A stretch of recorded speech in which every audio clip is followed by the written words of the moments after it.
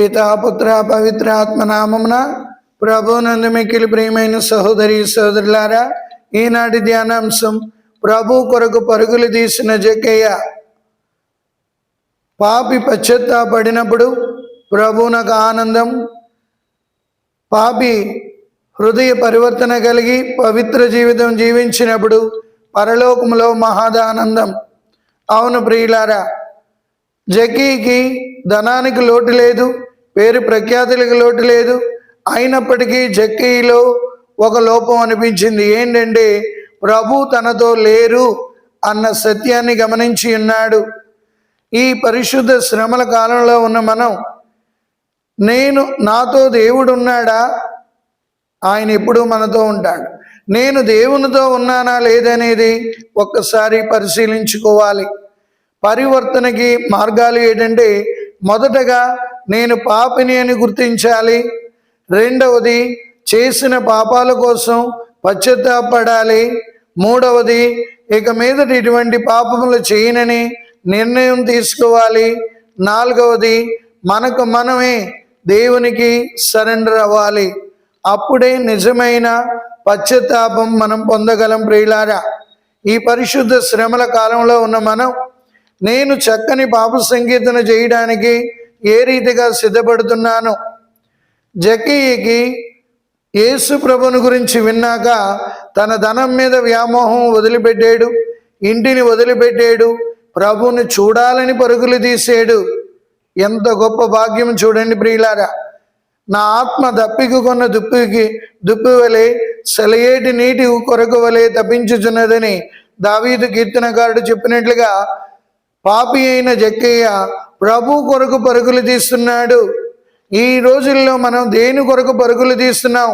ధనం కోసం పరుగులు తీస్తున్నామా? పేరు ప్రఖ్యాతుల కొరకు పరుగు తీస్తున్నామా? మనం లోక వైభోగాల వైపు పరుగులు తీస్తున్నామా? సిరి సంపదల వైపు పరుగులు తీస్తున్నామా?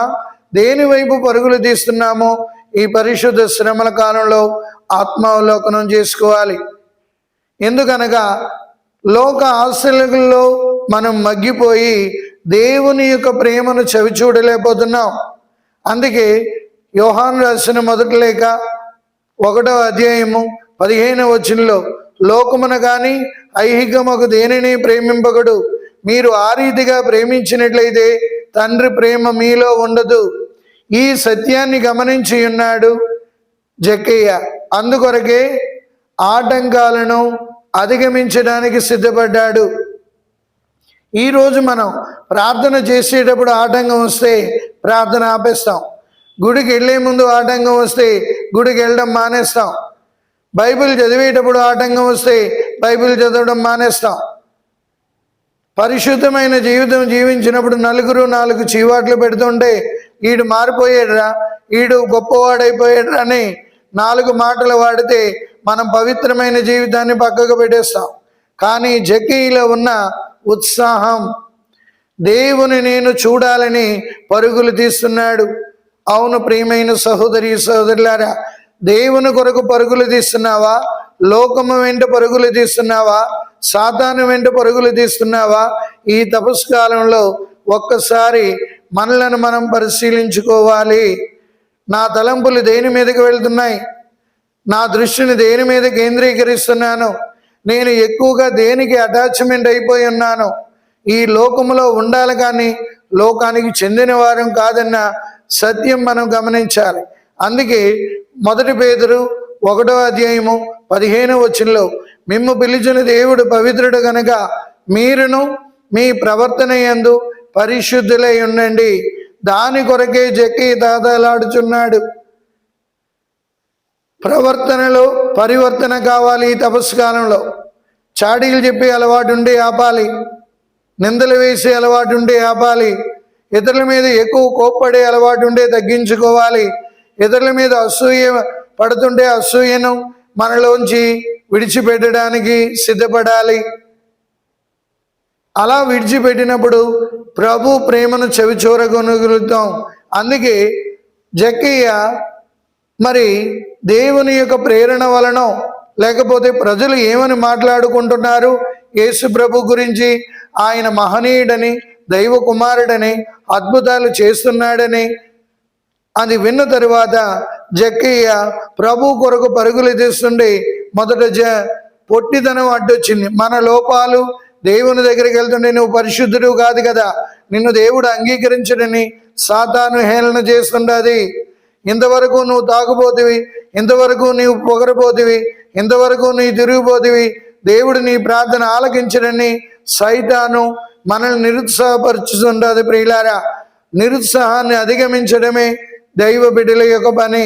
అందుకే పొట్టితనం అనే అడ్డంకిని పక్కకు పెట్టాడు. ప్రజలు అడ్డు వచ్చారు, నిజమే. మనం మంచి చేసినప్పుడు వీళ్ళు రారు, కానీ చెడు పనులు చేసి మనం మంచి చేసినప్పుడు సహకరించరు, కానీ చెడు పనులు చేసినప్పుడు పక్కనే ఉంటారు. కావున కొంతమంది మంచిగా నడవనివ్వరు, కొంతమంది దేవునిలో ఎదగనివ్వరు. సాతాను వారిలో దూరి వాళ్ళని ఏదో రీతిగా శోధిస్తుంది. యోసేపుని పుతీఫర్ భార్య శోధించినట్లుగా ఈ తపస్సు కాలంలో నిన్ను నన్ను సాతాను శోధిస్తుంది. పొట్టితనాన్ని అడ్డు పక్కకు పెట్టాడు, ప్రజలు చూపిన ఆటంకాలు పక్కకు పెట్టి ప్రభువుని చూసాడు. అందుకే ప్రభు పిలుపునందుకున్నాడు. జక్కయ్య, నేను నీ ఇంటిలో ఉండదలించేదని.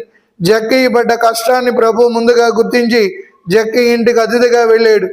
ప్రభు కోసం పరుగులు తీస్తే ప్రభువే తన ఇంటికి రావడం ఎంత ఆనందం, మహదానందం. ప్రియులారా, దేవుని కొరకు నీవు చిన్న త్యాగం చేస్తే దేవుడు నీ ఇంటిలో ఉండడానికి, నీ హృదయంలో ఉండడానికి, నీ జీవితాన్ని ఉన్నతంగా తీర్చిదిద్దడానికి ఇష్టపడతాడు. అదే జక్కయ్య చేసిన గొప్పదనం. కావున మనం పశ్చాత్తాపడాలి. జక్కయ్యలాగా ప్రభు కొరకు పరుగులు తీయాలి, ప్రభును మన ఇంటికి ఆహ్వానిద్దాం. అదే మనం చేయాలి ఈ తపస్కాలంలో. ప్రభు కొరకు పరుగులు తీస్తున్నావా? ప్రభు వాక్యం కొరకు పరుగులు తీస్తున్నావా? ప్రభు సహవాసం కొరకు పరుగులు తీస్తున్నావా? ప్రభును ఆరాధించడానికి పరుగులు తీస్తున్నావా? ఒక్కసారి పరిశీలించుకోవాలి. అంతేగాని లోకం వైపు, లోక ఆశల వైపు పరుగెడుతూ దేవుని మర్చిపోతున్నావా?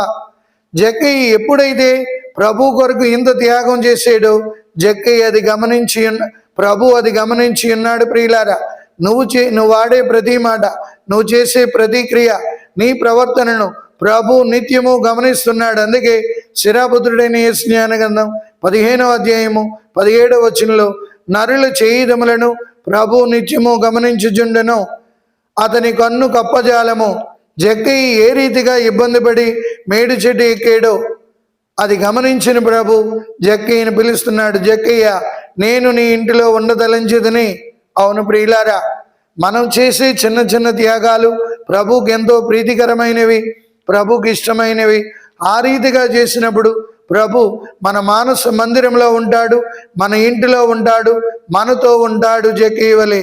ఆ తర్వాత ఒక్కసారి ప్రభు జక్కయ్య ఇంటిలో అడుగు పెట్టబోటికి జక్కయ్య హృదయ పరివర్తనతో పాప పరిహారం చేసేది.